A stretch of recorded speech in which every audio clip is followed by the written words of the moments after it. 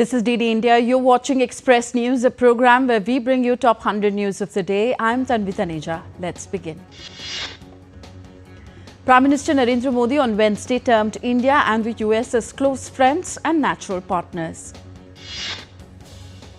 In a social media post, Prime Minister Modi said that he is confident that India-US trade negotiations will pave the way for unlocking the limitless potential of the partnership. He added both teams are working to conclude discussions at the earliest. Just hours after Prime Minister Modi posted on X, US President Donald Trump reposted the comments made by Prime Minister Modi on his Truth social media platform. Earlier on social media platform Truth Social, Trump had said that India and the US will continue negotiations to address the trade barriers.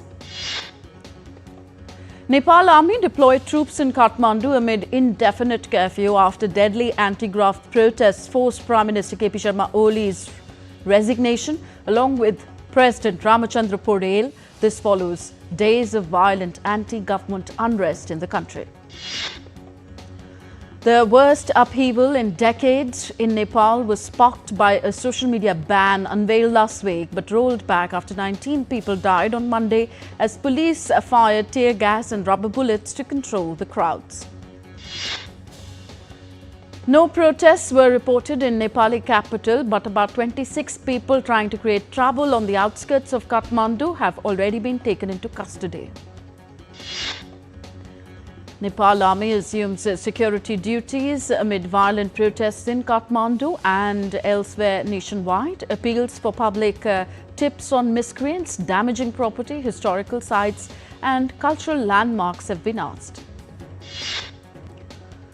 Army imposes prohibitory orders till 5 p.m. today amid vandalism in Nepal, arson by anarchic infiltrators, fearing more incidents. Curfew follows until 6 a.m. on Thursday to maintain order and stability. Prime Minister Modi chaired a security meet on Nepal's turmoil after protests toppled the government there, killing 19. He called the violence heartrending and urged peace, stressing that Nepal's stability is vital for India. India has intensified security at the Nepal border. Uttar Pradesh and Uttarakhand districts are on high alert with extra forces deployed, intelligence watch and intensified patrolling on highways, village tracks and forest routes and unrest. In the latest update, flight operations have resumed for now in Nepal as the Kathmandu airport reopened a day after it was closed following the protests in the country. Mass prison breaks hit Nepal. More than 700 prisoners fled Bharatpur after setting the prison on fire. 80 juveniles also escaped Banke post the clash, killing 5 people. India and Myanmar held army-to-army staff talks in New Delhi on Tuesday, led by Lieutenant General Koko O, focusing on defence cooperation, interoperability and regional stability. Meanwhile, the Indian Armed Forces contingent comprising 65 personnel will participate in the multi-layeral joint military exercise called ZAPAD. ZAPAD 2025 is being conducted with Russian forces from today. The 7-day ZAPAD exercise will be held at the Mulino training ground in Russia's Nizhny, with a contingent comprising 57 Indian Army personnel, 7 Indian Air Force personnel and 1 from the Indian Navy. Chief Economic Advisor V. Anantha Nageshwaran addressed All India Management Association's Delhi event, highlighting India's unique 7 to 8% G20 growth from fiscal year 2021 to 2022 and to fiscal year 2024-25, crediting post-COVID resilience and early second quarter fiscal year of 2026 growth momentum. At the IMA's event in Delhi, CA Nageshwaran praised the 11 years of reforms like GST, IBC and infrastructure boosts, enabling India's economy to withstand geopolitical shocks without pursuing a US dollar alternative. Chief Economic Advisor announced 4.4% deficit target and BBB credit upgrade with the first quarter of the next fiscal year GDP at 7.8%, focusing on SME formalization and bank capitalization. In the energy sector, India has achieved 50% non-fossil power capacity milestone with 242.8 gigawatt out of 484.8 gigawatt total, tripling from 80 gigawatt in 2015, surpassing the 2030 Paris target 5 years early, now eyeing 500 gigawatt by 2030. Mauritius Prime Minister Dr. Naveen Chandra Ramagulam attended the Mauritius-India Business Conclave in Mumbai on Wednesday. He stressed on deepening ties with India amid global uncertainties, highlighting an eternal bond and the upcoming agreements between the two countries. On to business news. Indian equity indices ended on a strong note with Nifty 50 at 24,950 on September 10th. The Sensex at the BSE was over 80,000 points, up about 324 points.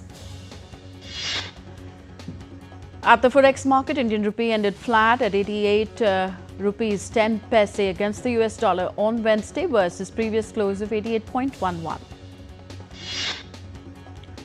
Gold prices retreated from record levels to trade below the 1.09 lakh mark per 10 grams in the domestic futures market on Wednesday. Silver prices on Wednesday continued their upward trend by jumping 671 rupees to over 1,25,000 rupees per kilo in the domestic futures market. Crude oil prices rose 49 rupees to 5,593 rupees per barrel on Wednesday following an Israeli strike in Qatar targeting Hamas leaders. Asian markets extended gains on Wednesday with Tokyo and Seoul emulating a record day on Wall Street. European shares climbed on Wednesday led by retailers after Spanish fast fashion giant Inditex reported its second quarter results. Danish drug maker Novo Nordisk has slashed 9,000 jobs globally, 11% of staff amid fierce competition for obesity drugs Ozempic and Wegovy, saving $1.3 billion. Novo Nordisk also axed 5,000 local jobs in massive 9,000 worker cutback, battling rivals in anti-obesity market for key treatments. On to other global updates now. Russia launched largest airstrike on Ukraine, firing over 800 drones and missiles, striking Kiev's cabinet building, killing 4, including an infant, injuring 44 amid the escalating strikes. Polish Prime Minister Donald Tusk reported massive Russian drone incursion into Polish airspace during Ukraine strikes. Jets were downed, adding that it had invoked the Western Defense Alliance's Article 4 for urgent talks post the drone strikes. Belarus claims that it downed drones over its airspace overnight, adding that it informed Poland after Warsaw intercepted several Russian UAVs en route to targets. Russia ramped up fiber optic drone production to 50,000 monthly in 2025, doubling output, enabling precise strikes on Ukrainian armor logistics, evading EW defenses effectively in the conflict. While Ukraine claims it regained 22 square miles in Donetsk last month, 5 times more than losses, Commander-in-Chief of the Armed Forces of Ukraine, Servysky, said forces repelled Russians from Pokrovsk, holding key sites despite summer offensive failure. Russian casualties now top 1 million since 2022 as per Center for Strategic and International Studies. Ukraine stands at 400,000 total. Ukrainian President Volodymyr Zelensky has urged on Wednesday for a common air defense system with Kiev's European allies as he accuses Russia of targeting neighboring Poland. The European Union Commission President Ursula von der Leyen has said that Russian drones violated Polish airspace on Wednesday, calling the attack reckless. Poland, meanwhile, summoned Russian chargé d'affaires Andrei Ordash at noon amid the drone row. In a separate statement, EU Chief Ursula von der Leyen defended July 2025 US trade deal in Strasbourg, averting 30% tariffs for 15% on EU exports amid $1.7 trillion bilateral trade, warning of chaos in full war. Qatari Prime Minister and Foreign Minister Sheikh Mohammed bin Abdul Rahman Al Thani has issued a strong warning to Israel following a missile strike on Doha on Tuesday. Calling the incident a clear violation of Qatar's sovereignty, an act of regional destabilization, the Qatari Prime Minister said that the country reserved the right to respond to this blatant attack. Reaffirming his commitment to mediating peace, Al Thani said mediation efforts are part of the Qatari identity and nothing would deter its role in that regard. Multiple explosions rocked Doha on Tuesday in what Israel has confirmed was a targeted airstrike against senior Hamas leaders. The Israel Defense Forces and the Shin Bet Security Agency claimed responsibility for it, marking the first known Israeli strike on Qatari soil. Israeli Prime Minister Benjamin Netanyahu said that Israel takes full responsibility for the strikes, calling it an independent military action. Iran and the UN nuclear watchdog International Atomic Energy Agency reached a deal on resuming inspections at nuclear sites, including those bombed by the US and Israel in June. The agreement was signed in Cairo by Iranian Foreign Minister Abbas Araghchi and International Atomic Energy Agency Chief Rafael Grossi.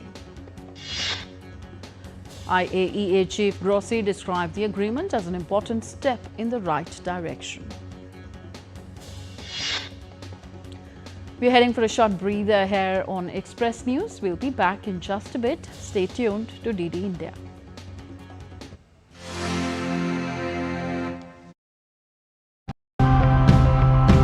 We lock our doors, put up fences, all to protect our house. But what about the home that we all share? Today's episode is to remind us that preservation extends beyond humans.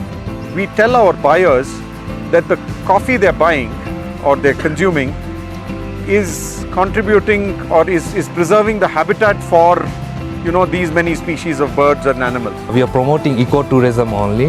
We call volunteers to walk on the field so that they can learn from the village. GDSI is a ranking system created by an association to make its location sustainable in terms of tourism and event management. We use the feces as manure for our crops. That's how integrated farming becomes very profitable.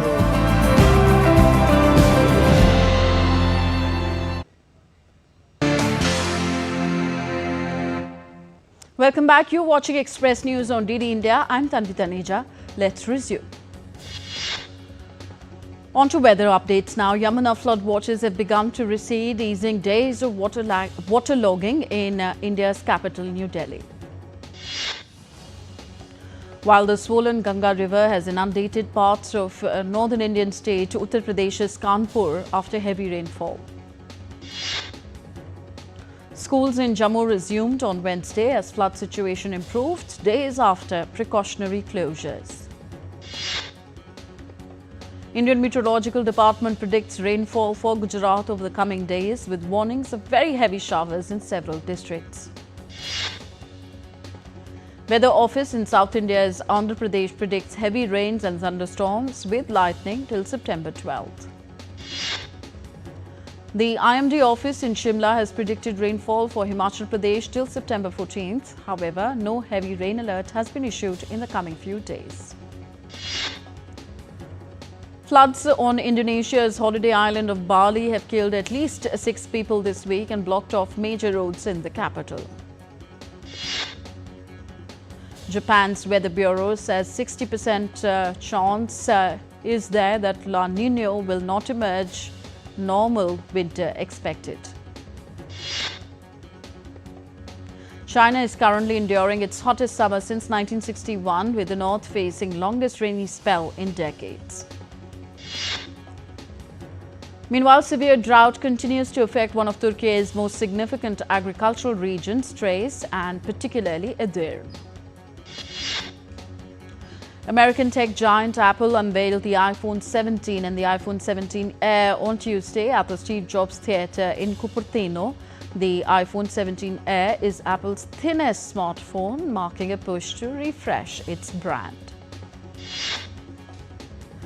Apple also unveiled the AirPods Pro 3 and Apple Watch Series 11. The AirPods offer better noise cancellation and translation, while the watch adds 5G longer battery and heart monitoring.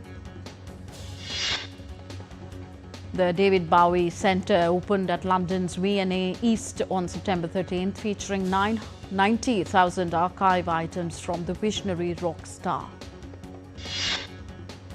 Texas shop staff rejoiced after selling one of the winning Powerball tickets. 2 winners in Missouri and Texas shared a $1.8 billion jackpot. On Wednesday, Australia approved its first vaccine to protect koalas against chlamydia, aiming to halt the deadly disease threatening the endangered marsupials. South African coach Kopano Mokele is gaining 30 kg in 120 days to better understand clients' weight struggles, sharing his journey on the TikTok app to highlight the challenges of obesity. Top Japanese startup Sakana AI is trying to develop nature-inspired artificial intelligence tech, what it calls collective intelligence, by merging existing and new systems. Turkish visually impaired musician Mustafa Kurisen has been entertaining and making a living for the past 50 years by playing the darbuka and singing traditional folk songs. A 50-year-old zookeeper was mauled to death by 3 lions at the Bangkok Zoo on Wednesday after exiting a vehicle in the enclosure. British archaeologist Douglas Baird, who has dedicated 3 decades to unearthing the past, continues to shed light on early human history at the Mendik Tepe archaeological site in Sanliurfa. Japan's Emperor Naruhito harvested rice at the Imperial Palace in Tokyo, continuing a tradition started by Emperor Showa in 1927. The rice planted in May will be used in ceremonies. Japan's largest convenience store chain 7-Eleven is trailing robots at a Tokyo store to ease labor shortages. The robots restock shelves, clean and provide remote customer support. In Western Australia, scientists and farmers are trailing new truffle species to extend the harvest beyond winter, aiming to drought-proof the industry and meet the rising demand. The San Shingdui Museum in Sichuan hosted an exhibition of archaeological artifacts from Greece, offering a vivid glimpse into ancient Greek civilization. Blending song, dance and centuries-old melodies, Dol and Mukam, a vibrant Uyghur art from Xinjiang, is making a powerful comeback, reigniting cultural pride and boosting local tourism. Prince William visited Spiral Skills in Lambeth, London on Tuesday. The youth charity is backed by his Homewards Fund, launched in 2023. Prince Harry attended the Well Child Awards 2025 in London on Monday. He also met Declan Bitmead, winner of the Inspirational Young Person Award. Following her MTV Video Music Awards 2025 win, Lady Gaga announced second North American leg of her Mayhem Ball tour starring Valentine's Day 2026. On the occasion of actor Ramesh Arvind's birthday, team of upcoming movie Daji unveiled the teaser of the Kannada film. Director Chandok Mondetti's upcoming epic devotional 3D animation film titled Vayuputra is set to release 4th Ashera 2026. Netflix announced on Wednesday its new animated series Kurukshetra, promising a visually immersive and emotionally rich retelling of the Mahabharata. Actors Kajol and Twinkle's new show Too Much with Kajol and Twinkle is set to premiere on September 25th on a streaming platform. The trailer of Jolly LLB 3 is out, showcasing an explosive courtroom battle between Akshay Kumar and Nusrat Varseh. Alia Bhatt celebrated 3 years of her movie Brahmastra by sharing photos and fan artworks on Instagram. Tollywood director Sasi's eagerly awaited upcoming film starring actor and music director Vijay Antony has been officially titled Nooru Sami. On to sports news now. India will begin the Asia Cup campaign against host United Arab Emirates in Dubai on Wednesday. India is the dominant team in the tournament, winning 8 Asia Cup titles in the past. Afghanistan coach Jonathan Trott demanded improvements from his team after an unsteady batting performance in the Asia Cup victory against Hong Kong in Abu Dhabi. Sophie Devine will lead the 15-member New Zealand squad for the Women's One-Day World Cup later this year. Australian Test captain Pat Cummins has set himself a tentative 4 to 6 weeks to recover from a bone injury and start bowling. India's PV Sindhu crashed out of the Hong Kong Open after losing to Line Kristoffersen of Denmark on Wednesday. India's Lakshya Sen defeated Wang Zhu Wei to advance into the second round of the Hong Kong Open. India's HS Pranoy began his Hong Kong Open campaign with straight games win against Liu Guangzhou of China. World chess champion Diego Kesh suffered his second straight defeat at the FIDE Grand Swiss tournament in Uzbekistan after losing to Greece's Nicolas Theodorou. Alex de Minaur says his ultimate tennis goal is to win the Davis Cup as they host Belgium this weekend in a second-round qualifier at Sydney. Bolivia shocked Brazil 1-0 to secure a spot in the Intercontinental playoffs for next year's World Cup. Bolivia's Miguel Terceros converted a penalty in the first half stoppage time to secure the win over 5 times World Cup winners Brazil in La Paz. England took a huge step towards automatic qualification for the World Cup as they crushed Serbia 5-0 in the qualifier. Portugal earned a 3-2 victory against Hungary in their World Cup qualifier, with João Cancelo scoring the late winner to put the team at the top of Group F. Tickets for the 2026 World Cup will go on sale on Wednesday with dynamic pricing. So that's it in this edition of Express News. I'm Tanvi Taneja. Thank you for tuning in. Namaskar.